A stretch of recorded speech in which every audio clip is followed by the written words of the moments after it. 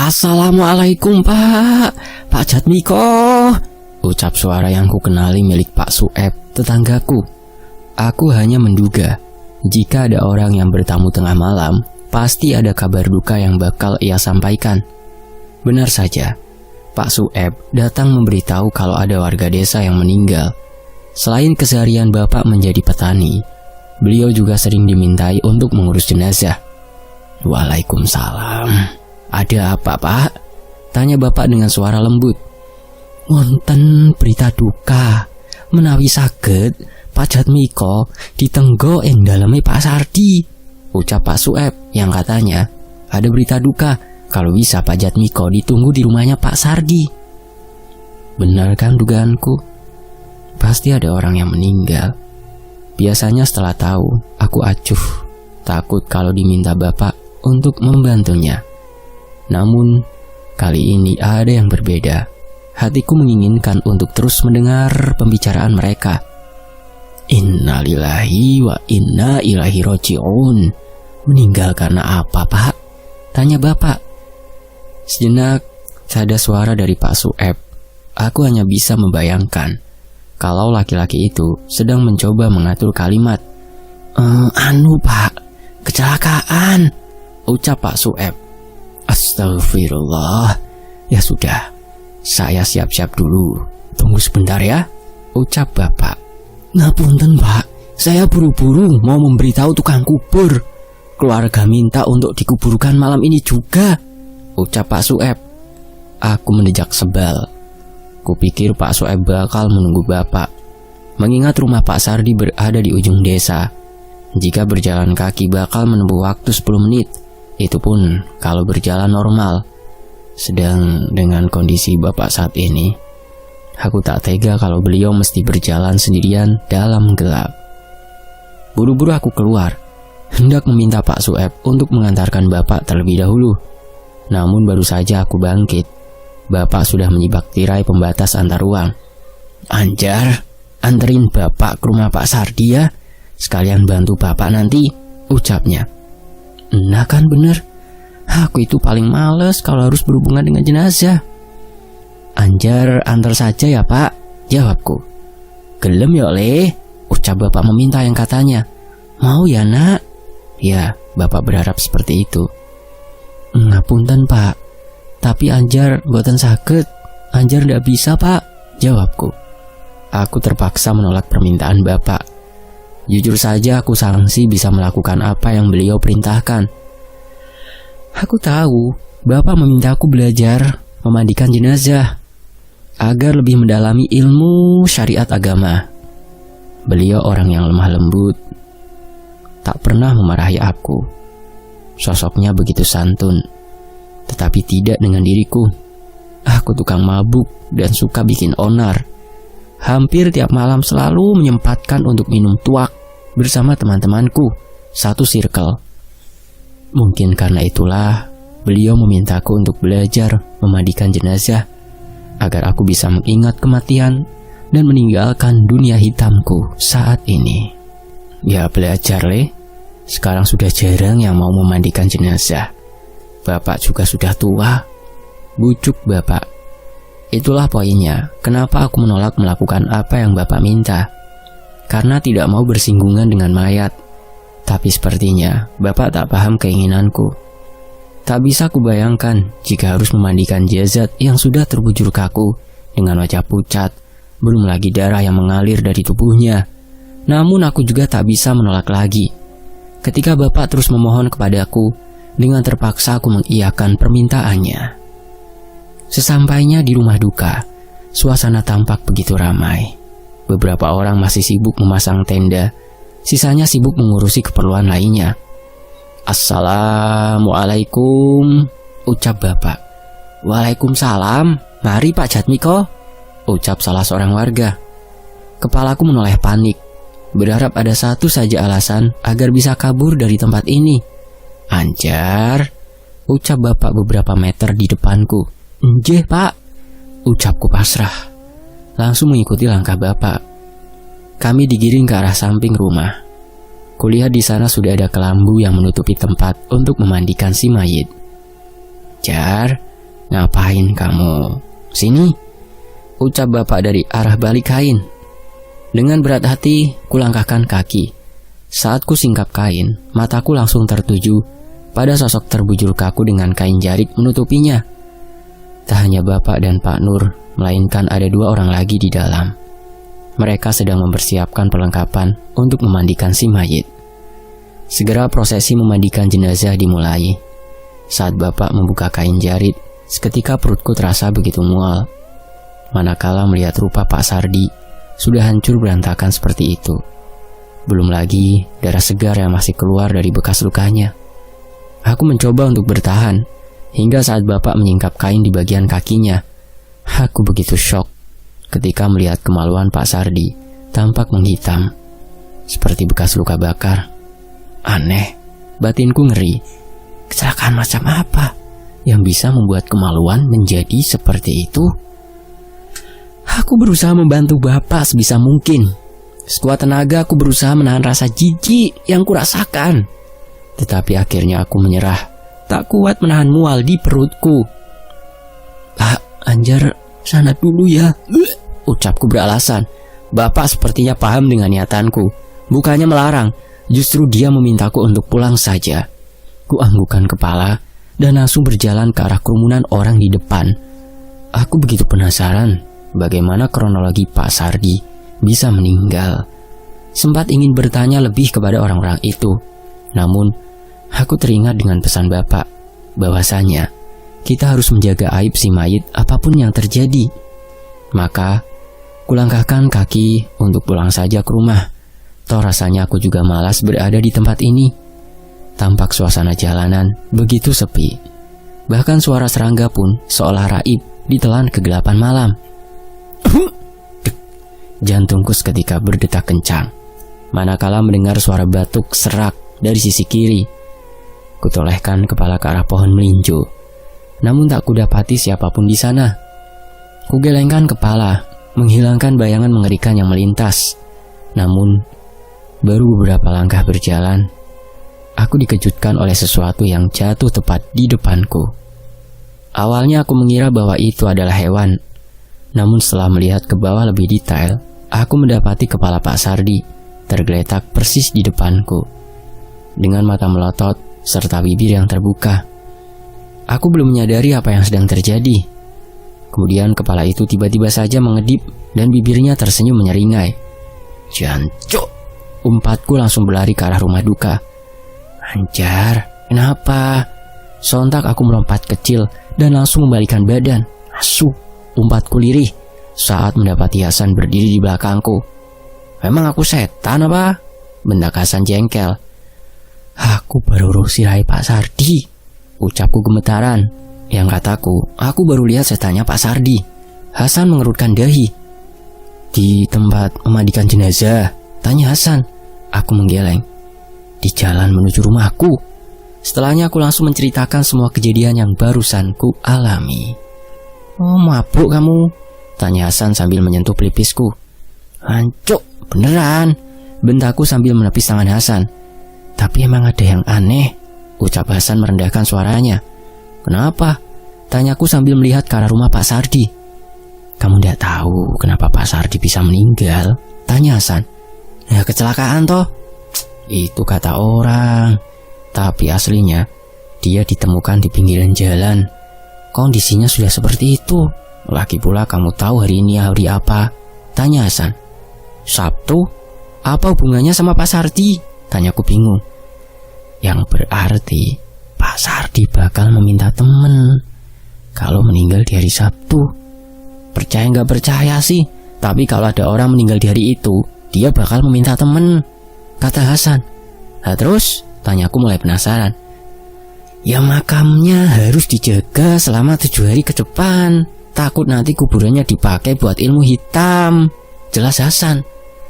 "Wah ngawur kamu, sudah malah ngomongin mayit," ucapku. "Tidak percaya sudah. Yuk ke pos kamling," ajak Hasan. Tak mau berada di tempat ini, ku iakan ajakannya.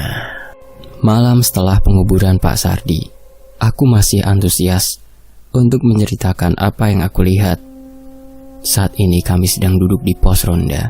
Seperti biasa, bagai sebuah rutinitas, aku bersama Hasan dan Rohman duduk melingkari satu botol tuak untuk menghangatkan tubuh. "Kepala Pak Sardi?" tanya Rohman. "Mana ada yang namanya hantu? Anjar saja yang penakut," sahut Hasan meremehkan. Aku jengkel mendengar ucapannya. Kalau saja dia melihat secara langsung mungkin bocah itu tak bakal bilang demikian. Tapi kalian tahu tidak, memang ada yang aneh dengan kematian orang itu, kata Rohman menimpali. "Aneh gimana?" tanyaku. Tampak Rohman celingukan, melihat sekitar. Kabar jenazahnya tidak utuh, bagian kelaminnya rusak, dan lagi pula, dia meninggal di hari Sabtu, ucap Rohman bergidik. Ia langsung mengambil segelas tuak dan langsung meminumnya. Aku termenung, teringat akan prosesi pemandian jenazah Pak Sardi dan ucapan Hasan perihal mati di hari Sabtu. "Hilang bagaimana?" tanya Hasan kaget. "Iya, separuh kelaminnya hilang. Beberapa warga yang ikut memandikan dilarang menyebarkan berita ini.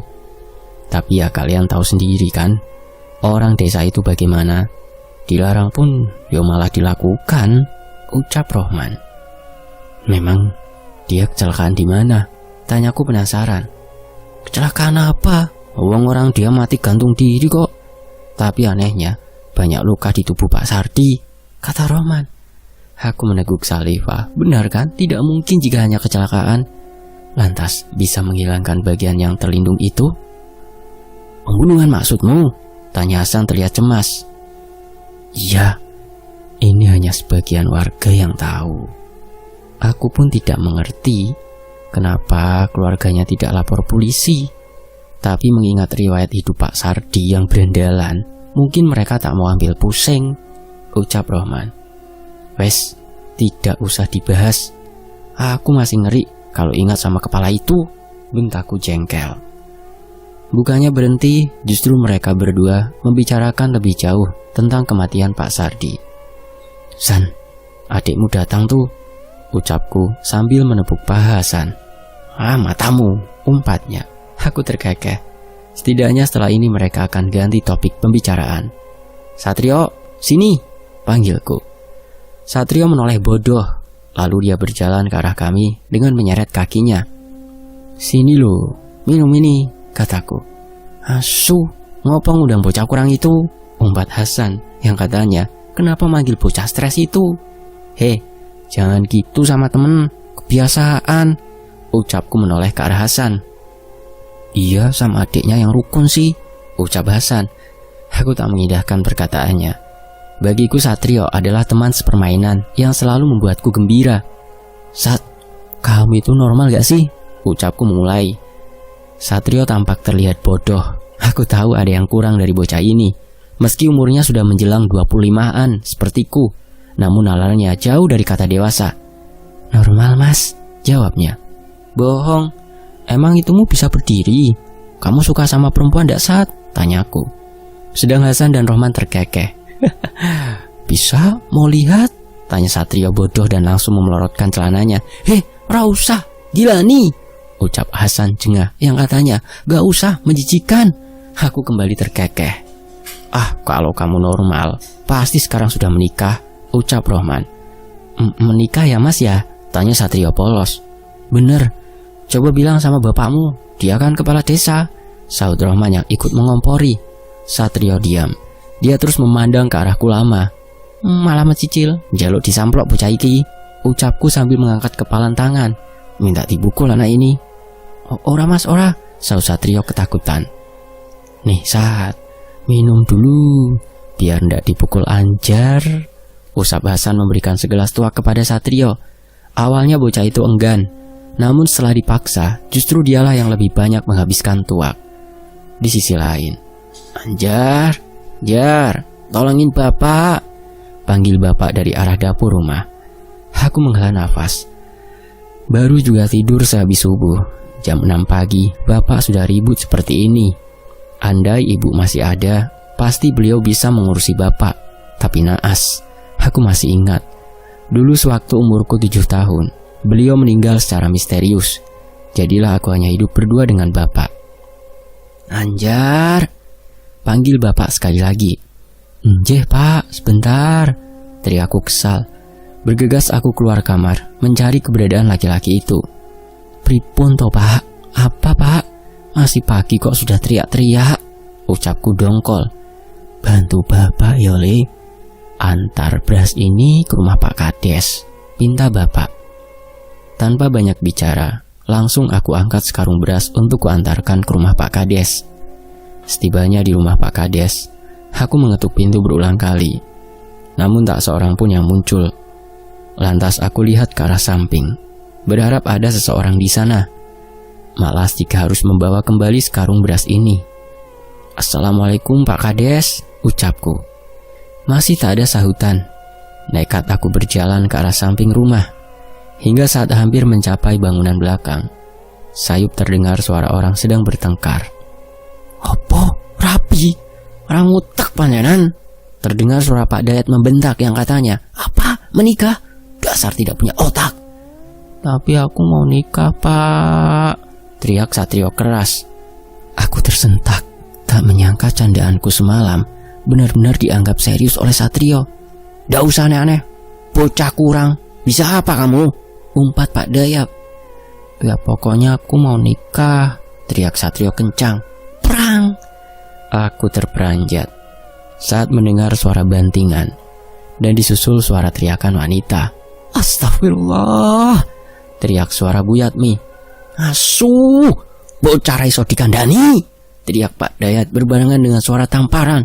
Dasar bocah tidak bisa dikasih tahu. Aku menyelinap, mencoba mencari celah untuk melihat kejadian di dalam rumah itu. Dari lubang ventilasi, aku bisa melihat Satrio sudah tersungkur dengan darah keluar dari bibirnya, sedang Buyatmi bersimpuh di sebelah anaknya. Sudah toh pak, turuti saja. Satrio itu anak kita satu-satunya, isak Buyatmi terisak. Aku tidak punya anak cacat, umpat Pak Jaya keji. Sungguh aku tak menyangka Pak Kades yang terkenal bersahaja bisa memiliki sisi gelap seperti ini. Pokoknya aku mau nikah, teriak Satrio sekali lagi. Mau nikah sama siapa? Siapa yang mau nikah sama anak idiot seperti kamu? Kata Pak Kades kalap. Sudah toh pak, bapak kan punya banyak kenalan. Coba tanya ke salah satu dari mereka. Nanti kita beri lahan atau apalah, kata Bu Kades mengiba. Pak Kades tampak diam, seperti memikirkan sesuatu. Ya sudah, nanti bapak tanyakan, ucap Pak Kades.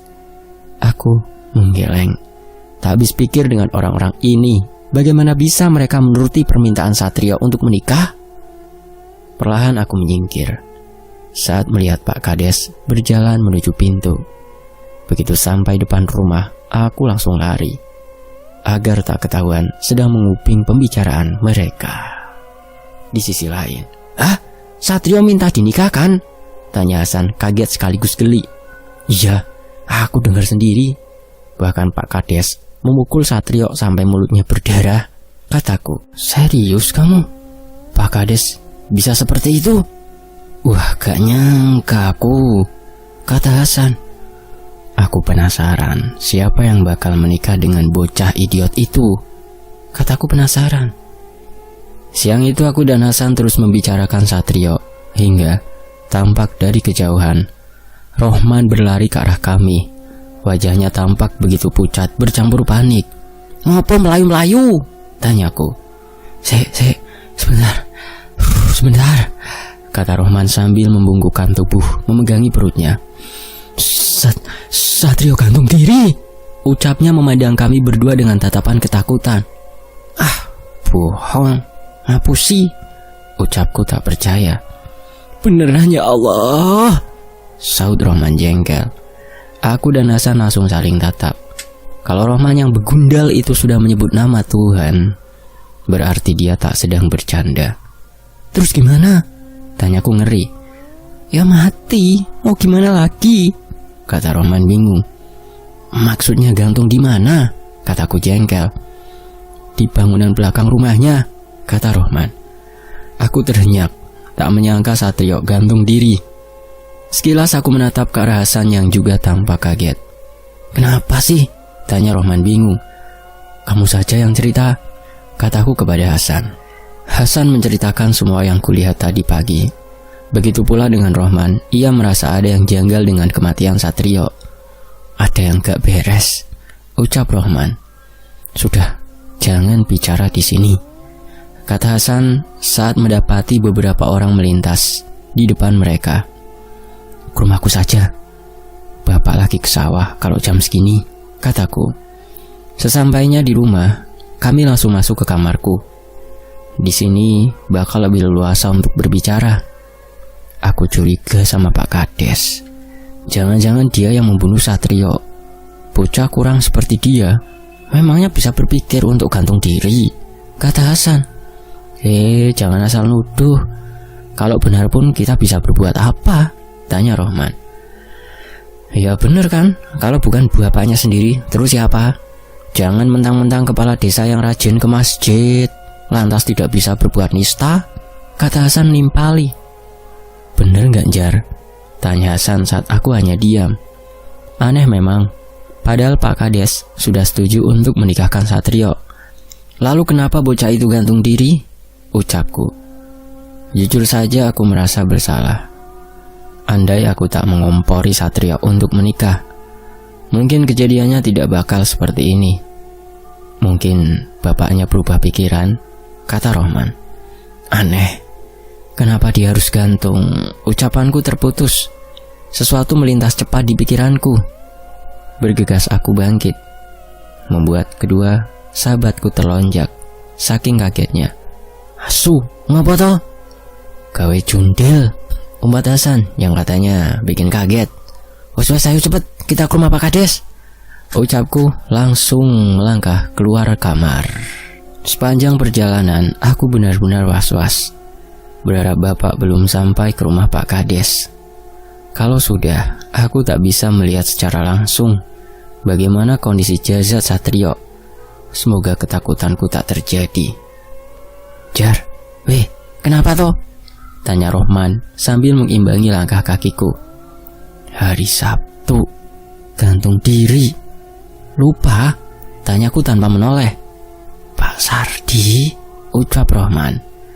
Nah, aku melihat langsung jenazah Pak Sardi waktu sebelum dimandikan oleh bapakku. Ucapku yang kini mulai berjalan setengah berlari. Tapi buat apa kita ke sana? Bocah idiot itu juga sudah meninggal, kata Hasan. Wes toh, cangkem mana ora usah berisik, kataku. Sesampainya di rumah Pak Kades, sudah banyak warga yang hadir. Aku celingukan mencari keberadaan bapakku.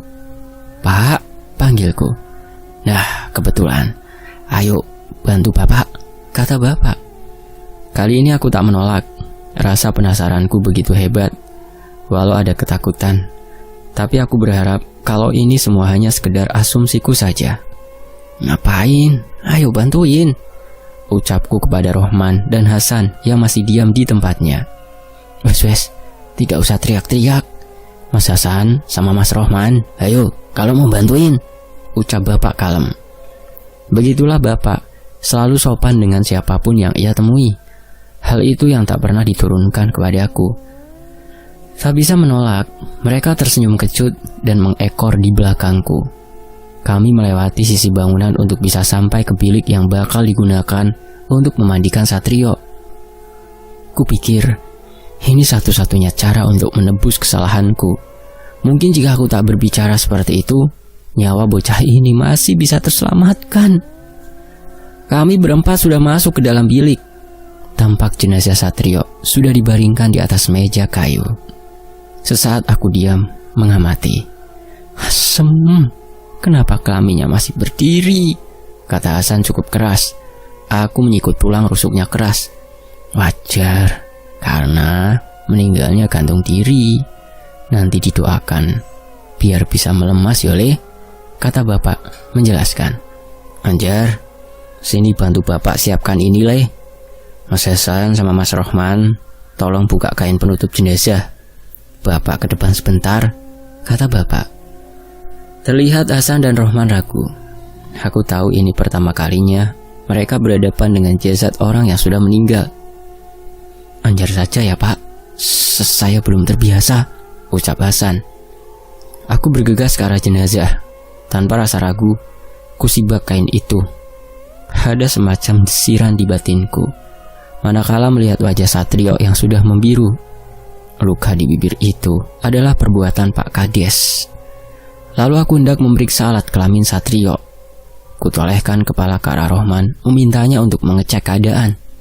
"Jagain," ucapku. "Buat apa?" tanya Rohman. "Wis rasa kakean cangkeman." Setelah cukup aman, dengan cepat aku menyingkap kain yang masih menutupi bagian bawah Satrio. Seketika aku syok saat melihat bekas menghitam seperti luka bakar. Luka itu sama persis dengan luka yang ada di jenazah Pak Sardi. "Wih, mayatnya masih nafsu. Lihat man, bocah ini beneran kebelet nikah," kata Hasan bodoh. Aku menjitak keras kepala Hasan. Bagaimana kalau ada yang mendengar ucapannya? Goblok. "Lelah, mayatnya juga ndak bakal hidup lagi," kata Hasan cuek. Langsung aku menutup kembali kain itu. Tak kuasa melihat jenazah Satrio yang begitu mengenaskan. Setelahnya kami membantu bapak mengurus jenazah Satrio. Malam kembali datang. "Anjar, ayo ikut pengajian di rumah Pak Kades," ajak bapak. "Enggak pak, Anjar di rumah saja ya," kataku. "Loh, Satrio itu temanmu dari kecil loh. Tidak mau mendoakan?" tanya bapak. "Bukannya tidak mau mendoakan, namun rasanya badan ini begitu lelah dan mengantuk. Semalam saja aku baru tidur 2 jam. Ingin rasanya merebahkan tubuh di atas kasur. Toh di luar juga sedang hujan, membuatku semakin enggan untuk beranjak." "Anjar di rumah saja ya pak, badan rasanya tidak karuan," jawabku. Tampak bapak menghela nafas. Ya sudah Le, istirahat. Jangan kebanyakan minum tua kamu," ucap bapak berlalu pergi. Aku kembali merebahkan tubuh, mencoba untuk tidur. Namun mataku tak kunjung terlelap. Justru bayang-bayang wajah Satrio selalu muncul di kepalaku. Masih tak menyangka jika bocah itu sudah meninggal. Meski dia selalu kucemooh, selalu kusuruh-suruh, bahkan selalu mendapatkan perlakuan kasarku, akan tetapi bocah itu juga temanku. Satria pekok, geramku. "Tep, asu!" umbatku saat listrik tiba-tiba saja padam.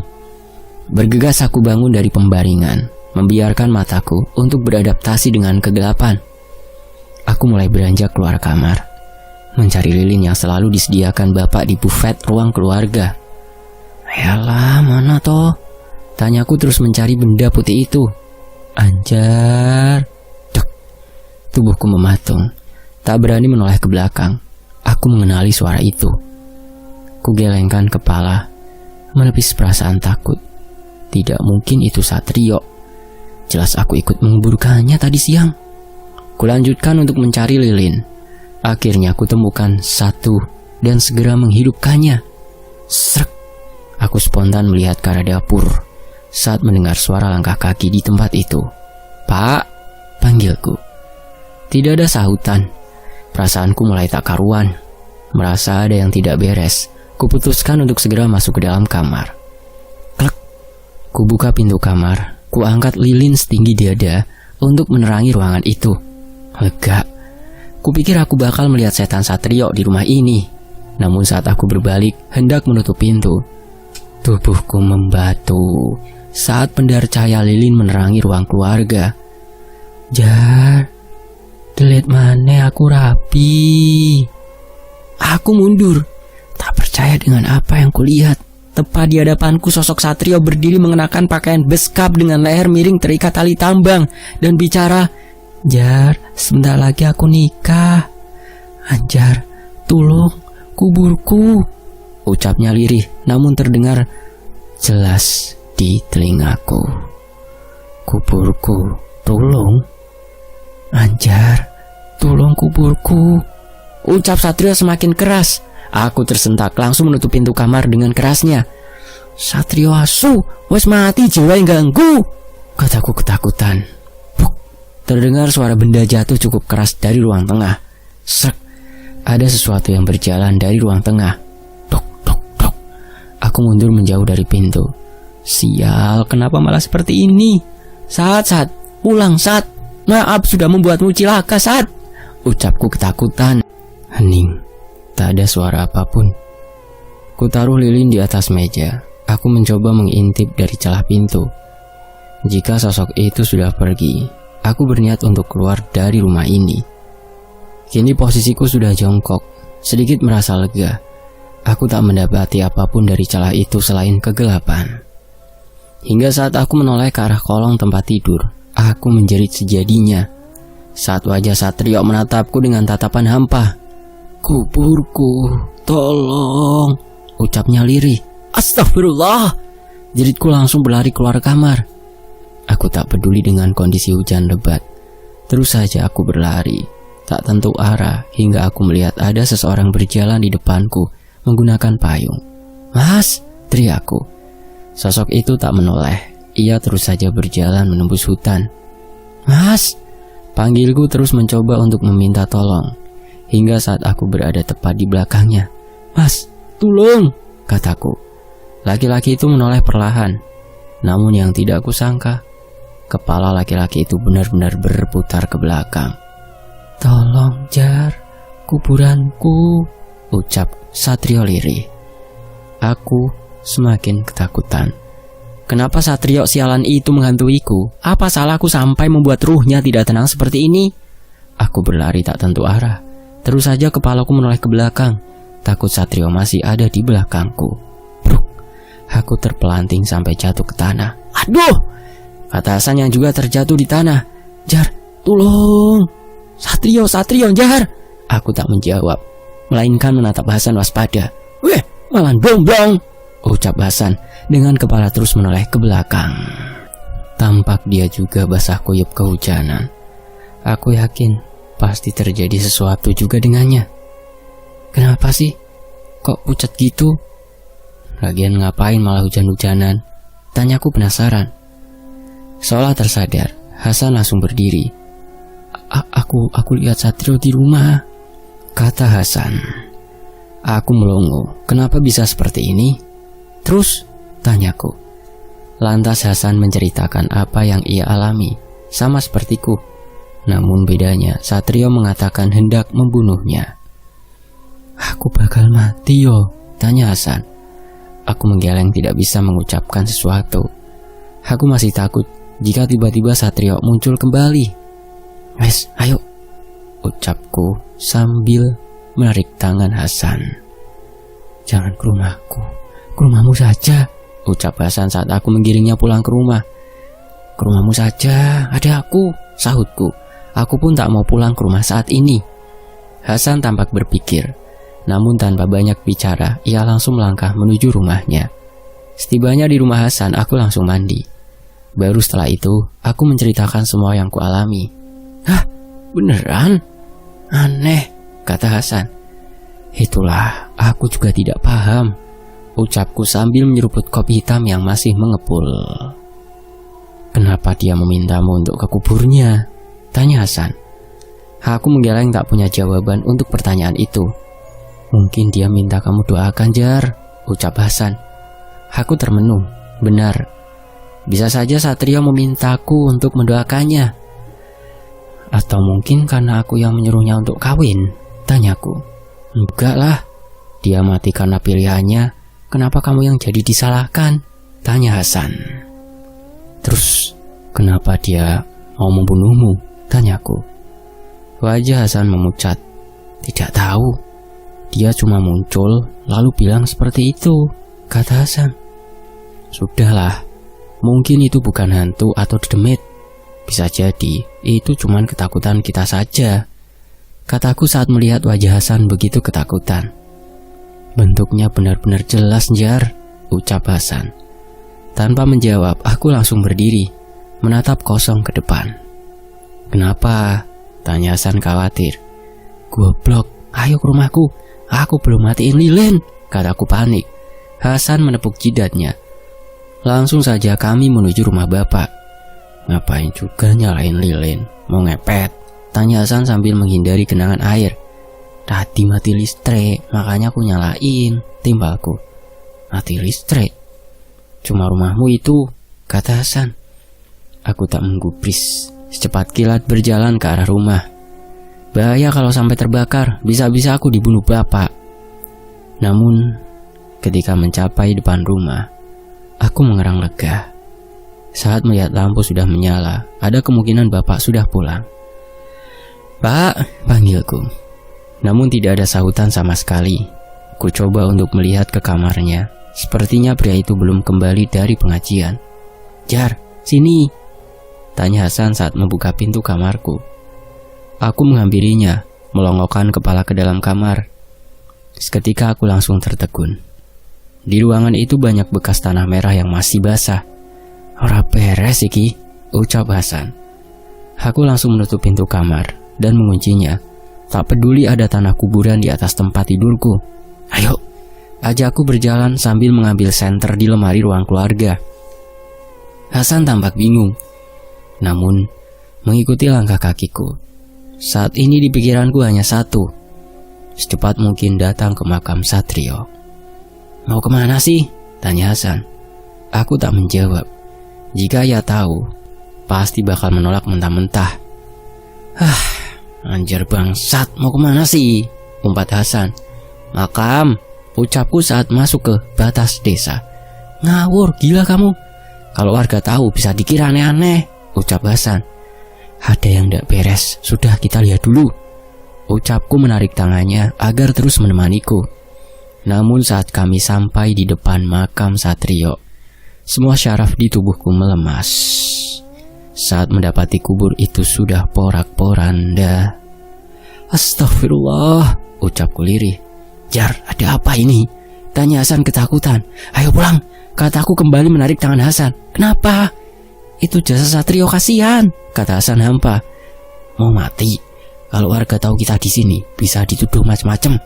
Sekarang kita pulang ke rumahku, bantu aku bersihkan kamar," ucapku. Tetapi Hasan menyentak tanganku keras. Ia menatapku tak percaya. "Apa yang sudah kamu lakukan?" tanya Hasan curiga. "Hah? Apa maksudmu?" tanyaku bingung. Tanpa diduga Hasan langsung mendorongku sampai jatuh ke tanah. "Kuburan ini, bekas tanah di kamarmu. Apa yang sudah kamu lakukan?" tanya Hasan. "Bodoh, sudah jelas Hasan bakal menuduhku melakukan sesuatu." "Tidak ada. Kamu tahu kenapa aku?" Belum sempat aku selesai bicara, Hasan langsung menarik kerah bajuku dengan keras. "Dari dulu, kamu itu suka seenaknya sendiri sama Satrio. Apa jangan-jangan kamu yang membunuhnya?" kata Hasan. "Jangan sembarangan. Buat apa aku membunuh anak idiot itu?" tantangku. "Lalu ini apa?" tanya Hasan naik pitam. "Aku juga tidak tahu," ucapku jengkel. Bagaimana aku tahu apa yang terjadi kalau tiba-tiba saja ada kejadian seperti ini? Dengarkan aku, kalian temanku. Sedikit pun aku tak ada niatan menyakiti, apalagi membunuh. Ucapku menatap langsung mata Hasan. Perlahan Hasan diam, lalu mengendurkan pegangannya. Aku tahu dia sedang memikirkan semua kejadian ini. Namun belum sempat aku berucap, ada sorot cahaya dari kejauhan. Kami berdua panik. Jika warga sampai tahu makam Satrio seperti ini, bisa-bisa kami dihajar mereka. "Ayo," ucap Hasan langsung menarik tanganku untuk pergi dari tempat ini. Malam itu, aku dan Hasan memutuskan untuk menginap di rumah Rohman. "Serius?" tanya Rohman tak percaya. "Beneran, makam Satrio dibongkar," ucap Hasan. "Waduh, tidak beres ini. Kalau benar mungkin ada orang yang sedang main-main sama ilmu hitam," kata Rohman. "Maksudnya?" tanyaku penasaran. "Ya buat apa lagi? Aku malah khawatir salah satu dari kalian bakal jadi korbannya," ucap Rohman. Aku terdiam mencerna kalimat Rohman. Kalau benar aku menjadi target, lalu untuk apa? Aku malah berpikir sekarang kalau kematian mereka berdua bukan cuma kebetulan, kataku. "Maksudnya?" tanya Hasan.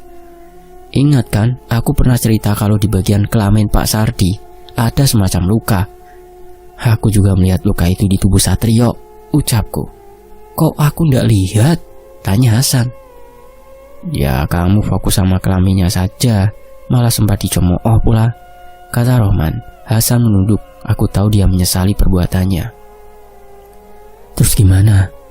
Tanya Hasan saat setelah kami diam cukup lama.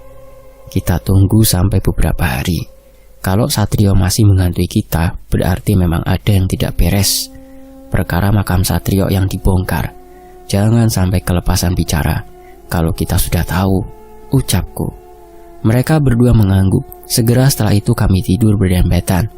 Takut jika arwah Satrio kembali muncul. Paginya, warga desa heboh dengan keadaan makam Satrio yang dibongkar. Rumor mengatakan kalau ada yang sedang menimba ilmu hitam. Anehnya setelah dicek, tidak ada satupun anggota tubuh maupun tali pocong yang hilang. Gimana ini?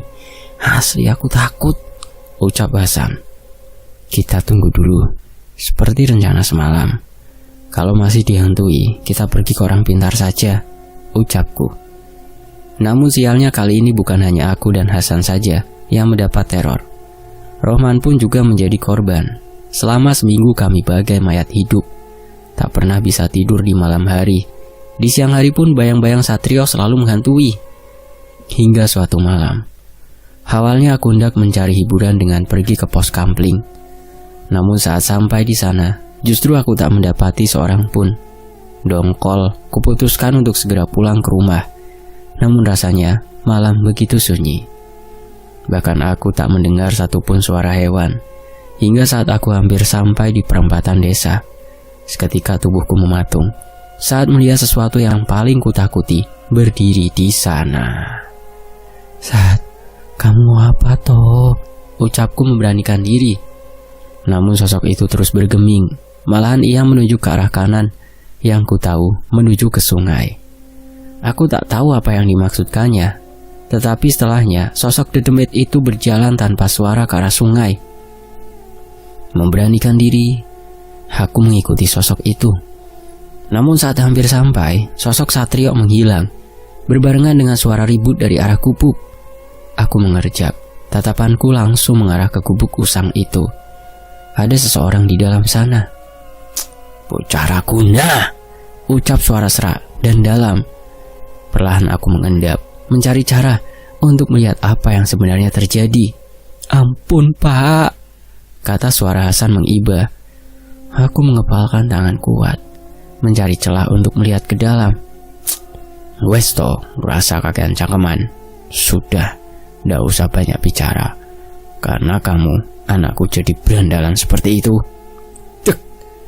Jantungku terasa lepas dari tempatnya saat mendapati bapak sedang mengikat Hasan di sebuah kursi. "Bagaimana rasanya ketemu sama dedemitnya Satrio?" ucap bapak. Aku melihat ke sisi lainnya. Ternyata di sana sudah ada Rohman yang terpuruk di lantai dengan wajah sudah bersimbah darah. "Ampun, Pak," kata Hasan kembali mengiba. "Pancen bocaran duwe sopan santun kok kowe. Tak punya sopan santun. Ditanyain apa jawabnya malah tidak jelas," ucap bapak sambil menyabetkan parang ke arah kaki Hasan. Aku benar-benar syok. Bahkan tubuhku sampai gemetaran. Tak menyangka orang yang ku kenal lemah lembut bisa sebrutal itu. "Tak ceritani ya.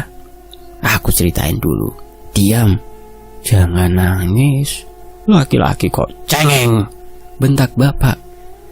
Entah harusnya aku segera menolong Hasan dan Rohman, tapi seolah aku tak punya nyali untuk melakukan itu semua. "Kamu tahu kenapa aku bisa muak sama kalian? Anak satu-satunya yang harusnya berbakti kepada orang tua malah jadi begundal karena berteman dengan kalian," ucap bapak. Sesaat bapak menghela nafas, tampak ia sedang memikirkan sesuatu. "Seharusnya Satrio tidak perlu mati, tapi aku harus mencari umpan agar kalian sadar," ucap bapak. "Tapi apa, bukannya tobat malah semakin menjadi? Makanya sekalian ku kirim jin untuk menyerupai Satrio," kata bapak. Terdengar isak tangis Hasan. Ia mulai mengiba kembali agar segera dibebaskan. "Kalian itu jahat, bisa membuat anak yang tak berdosa menjadi rusak. Satrio itu salah apa? Dan kenapa Anjar, anakku, jadi begundal seperti kalian?" ujar bapak. Aku tidak tahu, Pak. Tolong, jerit Hasan. Plak. Dengan keras bapak menampar Hasan sampai bocah itu terpuruk di lantai. Kamu itu bajingan. Mayat saja kamu cemooh. Dikira aku tidak tahu apa yang terjadi saat kalian memandikan jenazah Satrio? Tanya bapak. Hasan tak menjawab. Ia terus saja meminta tolong, mengibau untuk diampuni. Tampak bapak berpikir, aku menyadari hal buruk bakal terjadi. Namun saat aku hendak melangkah, terjadi pergerakan di dalam. Kukira Rohman sudah meninggal, namun ternyata masih bisa bergerak untuk memegangi kaki bapak yang sudah hampir menebas kepala Hasan. Namun bukannya berhenti, bapak malah terlihat marah. Air mukanya begitu kesumat. Tanpa belas kasihan, dia menebas kepala Rohman sampai hampir terlepas dari lehernya. Hasan menjerit sejadinya, sedang aku hanya diam mematung dengan air mata merebak tak terkendali. Bajingan, jerit Hasan menatap bapak murka. Namun bapak justru semakin murka. Ia menendang tubuh Rohman ke samping, menarik tubuh Hasan agar sejajar dengan temannya itu. Aku tahu apa yang bakal terjadi. Langsung saja aku berlari masuk ke dalam gubuk. Pak, teriakku. Bapak mengerjap kaget. Ia berusaha untuk menyembunyikan parang di tangannya. Sudah pak, jeritku memelas. Anjar, kenapa kamu di sini? Sana pulang. Biar bapak hilangkan pengaruh buruk di hidupmu, kata bapak. Aku menggeleng, berjalan mendekat ke arah bapak. Sudah pak, jangan. Maafkan Anjar pak, ucapku mengulur waktu. Tapi bapak mau kamu jadi penurut seperti dulu, jauh dari perilakumu saat ini, ucap bapak sendu. Pak, ini semua kesalahan Anjar. Mereka tidak pernah meminta Anjar untuk menjadi berandal. Maafkan Anjar pak, kataku. Bapak bergeming. Tampak pria tua itu begitu lelah dan depresi. Apakah selama ini aku mengabaikannya sampai dia berbuat sejauh ini agar bisa membuat perilakuku menjadi baik? Ampun pak, kata Hasan. Mendengar Hasan bicara, seolah kemarahan kembali timbul di hati bapak. Pria itu sudah mengangkat parangnya setinggi kepala. Tanpa pikir panjang, aku menerjang, membuatku dan bapak jatuh ke lantai. Kami bergulat seru, entah setan mana yang menyerupi bapak. Tapi ia terus bergumam mau membunuh Hasan. San, pergi San, teriakku. Buk. Bapak memukul kepalaku dengan keras. Sejenak aku limbung. Banyak sekali kunang-kunang di depan mataku. Minggir, bentak bapak. Namun aku bergeming, terus memegangi kaki bapak agar tidak melangkah lebih lanjut. Namun bapak menendang kepalaku dengan keras, membuat tanganku lepas dari kakinya. Kowe malah bela koncomu, bentak bapak yang katanya, kamu malah membela temanmu. Aku menggeleng. Kepalaku terasa begitu sakit saat bapak kembali mengangkat kerah bajuku dan memukulkan kepalan tangannya ke rahangku. Sekali lagi kamu membela mereka, bapak potong lidahmu, ancam bapak. Aku terus menggeleng. Aku tak mau membuat bapak menjadi pembunuh gila. Pak, sudah pak, mereka tidak salah, ucapku. Namun bapak malah semakin murka. Bahkan aku tak pernah melihat mimik wajahnya seperti ini, seolah bapak sudah berubah menjadi iblis. Wes, sabarku wes entek, sabarku sudah habis, ucap bapak memukulku kembali, lalu membuka mulutku dengan paksa. Aku merasakan tangan bapak menarik lidahku keluar, sedang tangan kirinya menggapai pisau yang tergeletak tak jauh dari tempatnya. Mending kamu tidak bisa bicara daripada harus membantah ucapan bapakmu. Kamu itu seperti ibumu, selalu menentang bapak. Kalau saja dia tak banyak bicara, mungkin dia masih hidup, ucap bapak tak terkendali. Mataku membulat. Jadi selama ini bapak yang membunuh ibu? Kenapa? Kaget? Yo, aku yang membunuh Lastri. Aku gantung dia di kebun kosong, biar warga tahu kalau dia bunuh diri, ucap bapak. Aku benar-benar tak paham. Ternyata selama ini aku hidup dengan predator berdarah dingin. Hanya karena ibu suka menasihati bapak, lantas ia dibunuh dengan begitu keji. Dengan tenaga ekstra, Bapak membaringkan kembali tubuhku, menarik lidahku keluar. Aku sudah pasrah. Jika memang harus kehilangan lidah atau bahkan nyawa, setidaknya aku sudah ikhlas. Maafkan Anjar, Pak, batinku sambil memejamkan mata. Bruk. Aku merasa tangan Bapak mencengkeram lidahku dengan kuat. Sontak aku membuka mata. Tepat di hadapanku, aku melihat Hasan memukulkan batu sebesar ember kecil ke kepala Bapak. Laki-laki itu tampak syok, matanya melotot. Lalu ia terbatuk mengeluarkan darah. Setelahnya limbung dan jatuh ke tanah. Hasan dengan nafas menderu membantuku untuk berlari, berdiri. Aku tak bisa berbuat apa-apa saat menyaksikan tubuh Bapak mengejang, lalu diam dengan mata melotot dan wajah bersimbah darah. Ayo pulang, ucap Hasan. Aku tak punya tenaga, tubuhku begitu lemas. Aku bahkan menangis tanpa suara saat melihat jasad Bapak di depan mataku. Tak kuat menahan kesedihan, aku terpuruk dan semua menjadi gelap. Di lain waktu, beberapa waktu aku tak mau melakukan aktivitas apapun. Bayangan kematian teman-temanku masih begitu membekas. Beruntung Hasan dengan telaten mau mengurusiku, hingga beberapa bulan setelahnya aku bisa sembuh. Di sini aku baru mengetahui semuanya berdasarkan cerita Hasan. Waktu sebelum kejadian, Bapak meminta tolong kepada Hasan dan Rohman untuk membantunya di sawah. Namun yang terjadi justru Bapak memukul keduanya dengan balok kayu sampai kesadaran mereka hilang, dan terjadilah tragedi di dalam gubuk itu. Parahnya, meski aku bukan pelaku, namun warga desa malah mengucilkanku. Hingga sampai aku benar-benar pulih, aku memutuskan untuk pindah keluar kota agar bisa memulai kehidupan baru. Hasan, kabar terakhir yang ku dengar, ia mendapatkan istri dari luar pulau dan menetap di sana. Selesai. Demikianlah sebuah kisah dari Netrakala. Fakta sejarah, mohon maaf kalau ada bacaan-bacaan dalam kalimatnya kurang tepat atau ejaannya ya. Sampai jumpa di kisah lainnya. Wassalamualaikum. Tetap di Fakta Sejarah. Alhamdulillah.